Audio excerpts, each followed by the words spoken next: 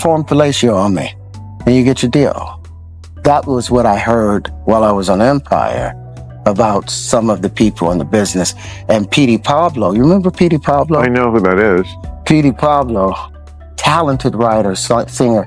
Him and Young Buck wrote a song called Ho Is Home. And in that song, back in about 2011 or 29 or something, because he called out all of the taking place at those parties and those people, he was kicked out of the music business. I was 19 minutes, I had 19 minutes, no more cap. No cap. I thought it was gonna be cold out here, it feel good as hell.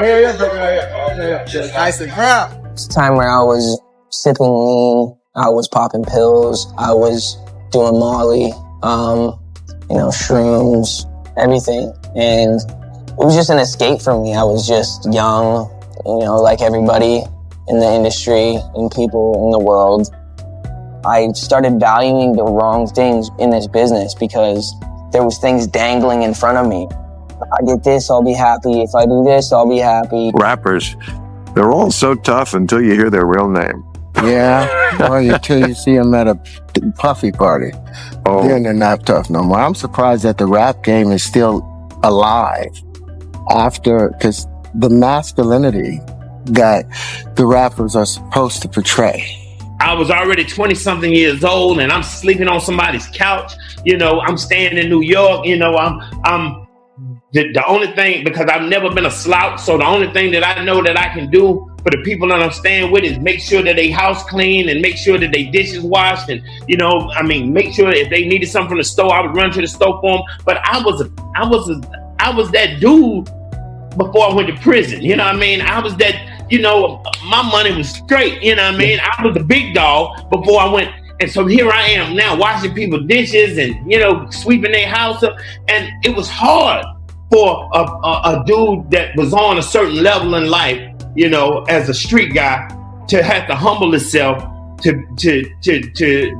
just survive. Imagine waking up one morning to realize that everything you thought you knew about your favorite artists, your favorite songs, your favorite red carpet moments, was a carefully constructed lie. What if the smiles, the awards, the sold-out tours were never about talent or passion, but about who could survive the industry's dark, twisted playground? Today, we're diving headfirst into a scandal so explosive it makes Hollywood tabloids look like bedtime stories. Petey Pablo, the man who had every radio station screaming "Raise up," and Terrence Howard, the Hollywood powerhouse with charm dripping off every word, are coming forward with secrets that will make your jaw drop. They're not just spilling tea, they're dumping the entire pot, revealing a world where loyalty is a myth, morality is a liability, and fame is currency for compliance. Can you handle the truth behind the velvet ropes and flashing cameras? Are you ready to see the industry's golden faces crack and reveal the machinery grinding artists into silence? Buckle up, because this isn't just a story, it's a full-blown expose,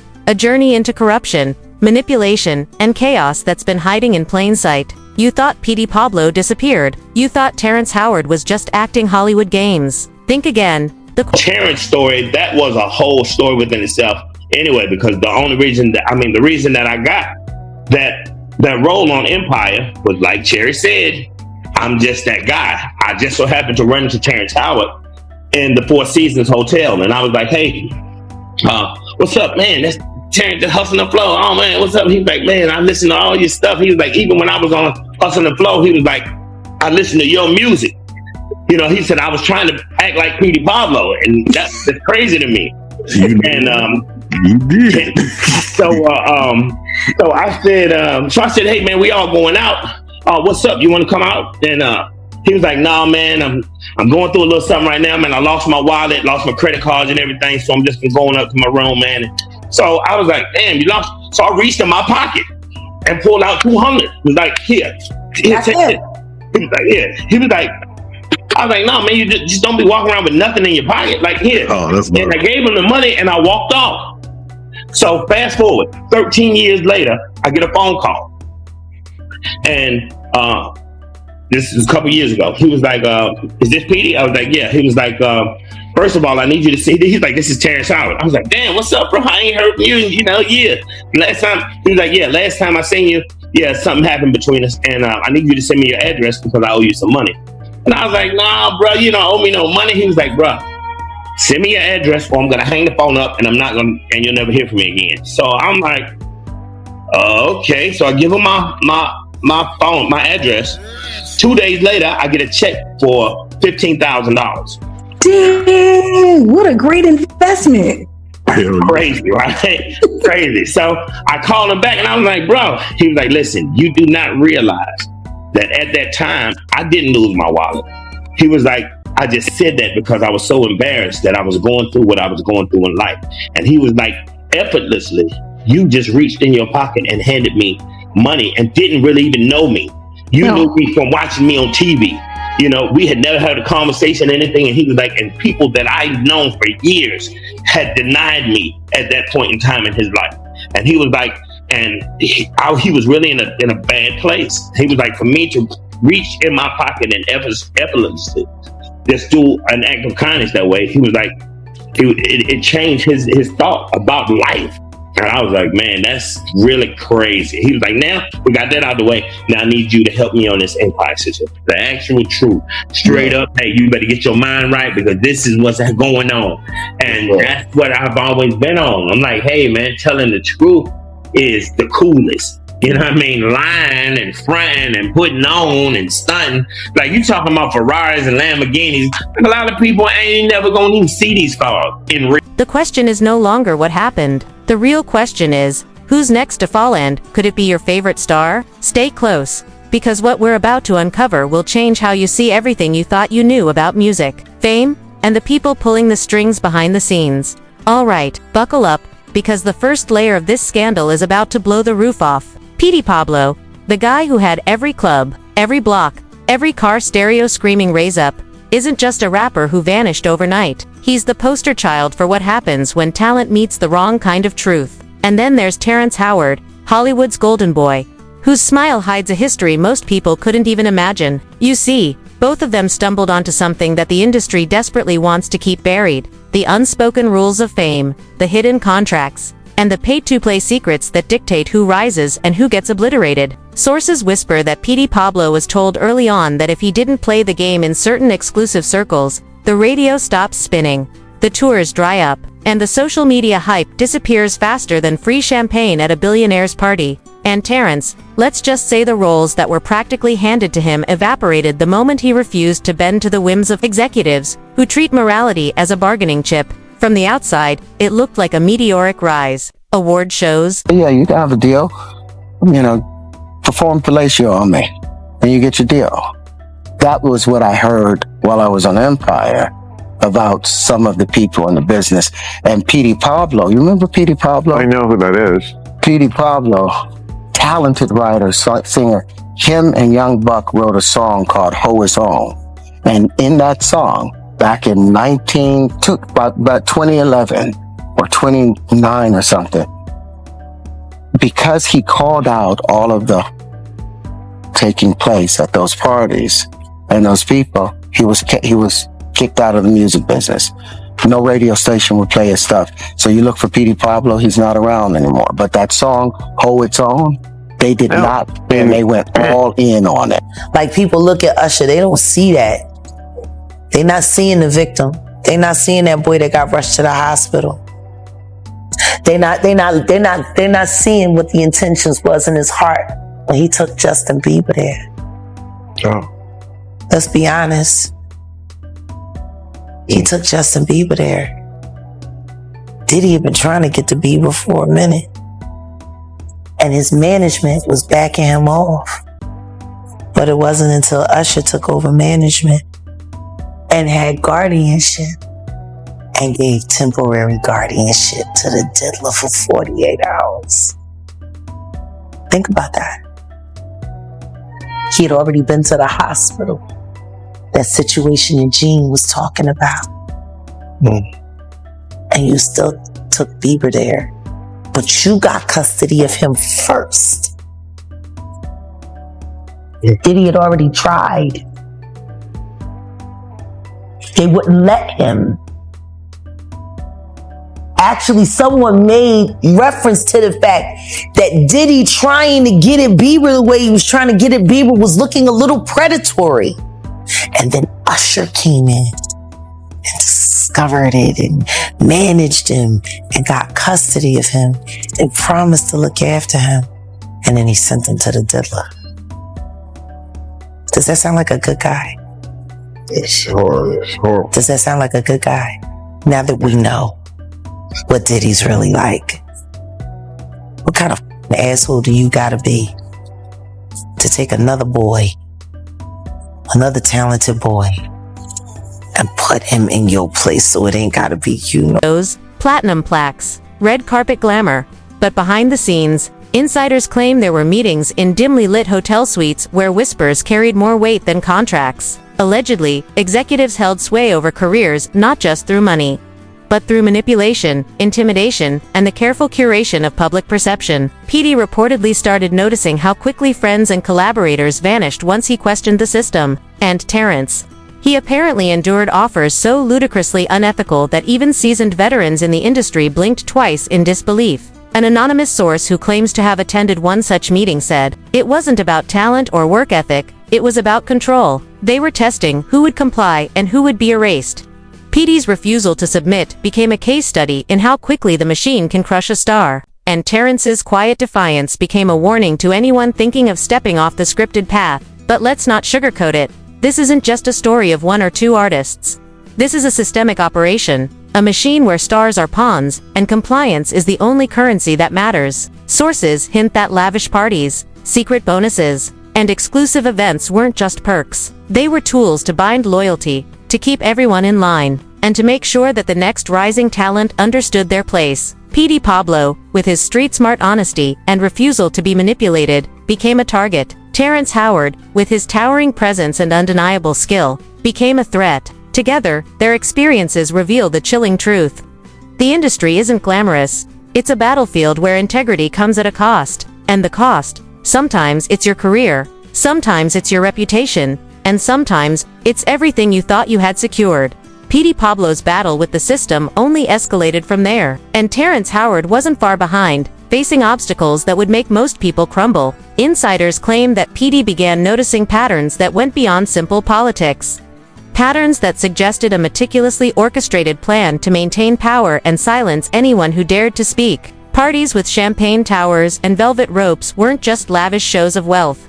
They were calculated tools for observation, places where loyalty could be tested and reputations quietly dismantled. One anonymous source revealed that executives would watch closely. Speak the songs about the average everyday individual that everyone in the world can identify with.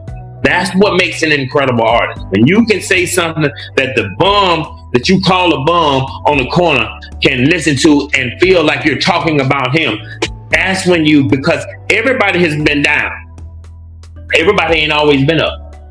So if you can speak to people that had lived in a place that we all have lived, hey, then you have accomplished something. You know what I mean? Talking about things that are over people's head, they can't do nothing but bob to the beat because they can't identify with nothing. Closely, rewarding compliance with opportunities that seemed golden while punishing defiance with sudden removals from projects, radio blackouts, and social media erasure. Fans might have assumed that Petey's disappearance from the charts was a career hiccup, but behind closed doors it was anything but random. A textbook case of the consequences of refusing to bend. Meanwhile, Terrence Howard found himself in a similar web, with roles that once seemed guaranteed suddenly vanishing and producers presenting offers with morally impossible choices attached. Observers described it as a psychological chess game where the stakes were not just money, but freedom and identity, and losing meant being reshaped by a system that thrived on fear and obedience. Public reactions, when they happened, were a mix of disbelief and outrage. What I heard, he sounded like a baby when he was begging for money from Lucian Grange. You know, everybody's forgetting how he sat there and slut-shamed the shit out of Ashanti. And then talked about that music and then bragged about how he sold all of their mother publishing rights to that weirdo vampire Lucian Grange. And he sat there, I don't have to worry about BET because, you know, see, I know people like Lucian Grange, so did Diddy. Diddy, did he you too? Like, it's just... Man. I wouldn't be bragging. I said that. When he did the Jing Chance, I said it. That's not a flex. Bragging about Lucine Grange hooking you up don't look so good right now, do it? That ain't aging all that well. Because everybody know that Lucien has been Diddy and the Sean Carter. They sugar babies. So what the you? I'm just curious. With the Diddy doo-wop and the bop. All I can say is this. When you're used to be giving you all kinds of affection and then you don't become as popular as you get older, you still expect for people to treat you the way they treated you when you was really popping. You want to accept they ain't popping like. Yet the deeper truth remained hidden. A sinister machine operating in plain sight. Rumors of lavish spending, mysterious bonuses, and exclusive privileges circulated among insiders, hinting at a network that maintained control through both enticement and intimidation. Petey's and Terrence's quiet resistance became symbolic, a flashing warning to the next wave of talent. And the more they resisted, the more the system revealed. They accused him of fondling or touching someone at a bar. Oh yeah, At a bar, and then they accused him of touching some dude. A number of producers coming to make the approach, and you threaten to punch them in the mouth, or threaten to knock their head off for talking to you or looking at you like you're a woman. You know, when you approach a real man about his masculinity, you're going to get a real reaction back. It's a difference when a guy walks in a room and when a man walks into a room. And a man don't take the same things that a guy will accept. So always be the man in the room. And that's always been my whole thing. And I've lost businesses because I don't bend over in that way. I don't compromise. I don't play gay roles. I don't kiss a man. I don't do that because the man card means. These things that I'm saying in Hollywood exist in religious circles, in politics, in the medical profession. It's how all cases are handled. Yeah. Right? So what am I saying? I'm saying if it's car theft and we're going to accuse you of having a carjacking ring, right? We're going to revealed itself, showing just how far it would go to maintain the illusion of choice while quietly crushing integrity under the weight of manipulation and fear. As the pressure mounted, the stakes became impossible to ignore, and both Petey Pablo and Terrence Howard found themselves navigating a world where every decision could make or break their careers. Sources claim that the industry's tactics escalated from subtle manipulation to overt control, with opportunities disappearing overnight and whispers of betrayal spreading faster than any social media scandal. Petey's refusal to compromise his values led to canceled shows, radio silence, and sudden isolation from collaborators who once praised him, while Terrence faced similar hurdles. With roles he was perfect for being quietly reassigned to those who played along. The lavish parties, exclusive bonuses, and secret meetings were not just indulgences, but strategic moves designed to test loyalty and enforce compliance, and the fallout for refusing was swift and brutal. Fans unaware of the unseen machinations speculated on personal phone calls. I ain't no friendly anyway though, you know what I'm saying? So that ain't had no type of effect on me. Like, I barely called. I ain't called. When I was on top, I ain't called. Before I got on top, like I ain't really that type. Like I'ma eat with you type. I'ma eat what I regardless, so I know that's me, you know what I'm saying? Like that's how I get down, like, you know, and that's kind of like that it eventually I adapted and that just became my. What I'm saying is, in business, nothing is coincidental, or you will be hearing who's losing money. In all of these situations, it's only the artist that's losing. Somebody makes big money. When these rappers get, not incidental. Somebody made $100 million and now don't have to talk to that artist or none of their crew. Don't have to validate none of their contracts. Now only got to deal with the mama. Only got to see her once a year, and it's over. And the money goes up and up and up. So they this $20 million guy, but they reached $60 million in benefits. Wow. And they had some people from your city do it. Wow. I'm saying there's the good side and the bad side of these business. Personal failings, while the real story of corruption, exploitation, and power remained hidden behind the glitz. And yet, despite the relentless pressure, both artists stood firm, refusing to let the system dictate their morals or silence their voices. Their stories expose a truth few dare to acknowledge, that the world of fame is not simply about talent, hard work, or charisma, but about who will bend, who will obey, and who will survive the carefully engineered machinery built to reward submission and punish defiance. If this story has you questioning everything you thought you knew about the music industry and Hollywood, then you're not alone. Petey Pablo and Terrence Howard didn't just survive, they spoke out, exposing a system that rewards compliance and punishes integrity. And now, it's your turn to witness the truth. Think about it. How many other careers vanished overnight because someone refused to play along? How many secrets are buried behind the velvet ropes, the flashing cameras, and the red carpet smiles? It's not just entertainment. It's a lesson in power, control, and the price of standing your ground. Don't scroll past this. Don't ignore it, because these revelations matter. Hit that like button to show you care about the stories the industry wants buried. Drop your thoughts in the comments, and tell us who you think is next in line for exposure. Subscribe to miss the deep dives that peel back the glitter and reveal the machinery underneath. Share this video, spread the word, and keep your eyes open, because the truth doesn't wait for anyone. And every time someone refuses to bend, we get a glimpse of the real world behind the fame. Stay alert, stay informed, and remember that knowledge is power. The more we know, the harder it is for the system to hide its secrets.